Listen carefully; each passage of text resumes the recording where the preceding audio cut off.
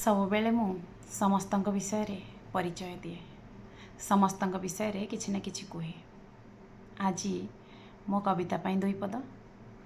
ଆଶା କରୁଛି ଆପଣମାନେ ନିଶ୍ଚୟ ଭାବରେ ତାକୁ ଶୁଣିବେ ଏବଂ ଆଗ୍ରହ, ଭଲ ପାଇବା, ସ୍ନେହ ଅଜାଡ଼ି ଦେବେ। କବିତାର ଶୀର୍ଷକ ହେଉଛି କବିତା। ମଜା ଆସିବ ନା କବିତାଟି ଶୁଣି?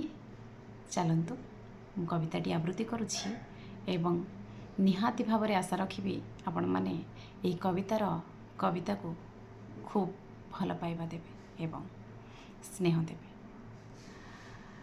କବିତା। ଆଦ୍ୟ ଚିରନ୍ତନୀ ସୁକୁମାରୀ ବଳା, ଆଦ୍ୟ ଚିରନ୍ତନୀ ସୁକୁମାରୀ ବଳା, ଲତା ତୁ ପୁଣି କବିତା। ମୋ ମୁଖ ନିଃସୃତ ନିର୍ଝରିଣୀ ବାରି, ସବୁଜ ତୁ ଚିରସ୍ରୋତା। ମୋ ମୁଖ ନିଃସୃତ ନିର୍ଝରିଣୀ ବାରି, ସବୁଜ ତୁ ଚିରସ୍ରୋତା। ହୃଦୟ ତୋହର ସଲିଳ କୋମଳ, ହୃଦୟ ତୋହର ସଲିଳ କୋମଳ, ପ୍ରେମ ତୋର ବାରି ଧାରା। ତୋ ପ୍ରେମ ମଣ୍ଡିତ ଏ ସାରା ଜଗତ, ସ୍ୱୟଂ ସିଧା ଅଟୁ ପରା। ତୋ ପ୍ରେମ ମଣ୍ଡିତ ଏ ସାରା ଜଗତ, ସ୍ୱୟଂ ସିଧା ଅଟୁ ପରା। ହୃଦୟ କାମିନୀ କେବେ ତୁ ଜନନୀ, ହୃଦୟ କାମିନୀ କେବେ ତୁ ଜନନୀ, କେବେ ପୁଣି ଗରି ଆସି। ତୋ ଶାଖା ପ୍ରଶାଖା ମୋ ଅଙ୍ଗେ ବହୁଛି, ଅଟୁ ତୁ ଯେ ବାରମାସୀ। ତୋ ଶାଖା ପ୍ରଶାଖା ମୋ ଅଙ୍ଗେ ବହୁଛି, ଅଟୁ ତୁ ଯେ ବାରମାସୀ। ରଜନୀଗନ୍ଧାର ବାସ କେବେ ବାସେ, ରଜନୀଗନ୍ଧାର ବାସ କେବେ ବାସେ, କେବେ ମଧୁଝରା ରାତି।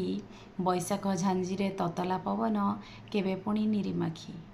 ବୈଶାଖ ଝାଞ୍ଜିର ତତଲା ପବନ, କେବେ ପୁଣି ନିରିମାଖି।